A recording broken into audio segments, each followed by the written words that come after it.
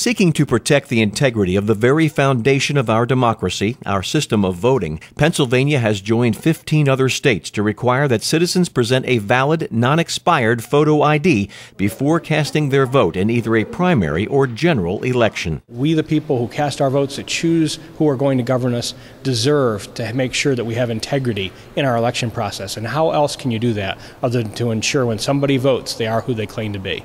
Across the country, each election season brings reports and criminal prosecutions of illegal voting, either individuals voting under a fictitious name, voting multiple times, or stealing the vote of others, even deceased persons, by assuming their identities. We have got evidence that voter fraud is widespread, and I can't tell you, particularly in the 125th district, but really in a lot of our urban districts, it has been well noted that there is a large degree of voter fraud. So we just want to make sure that when people come to exercise their right to vote, that right is not being obstructed by somebody who doesn't have the right to vote. The new law accepts a number of different forms of ID as valid, including driver's licenses, military IDs, college IDs, or those from long-term care facilities. The State Department of Transportation says that 99% of voting-age adults in Pennsylvania already possess photo IDs. Those who don't may, under the new law, get a free ID from PennDOT.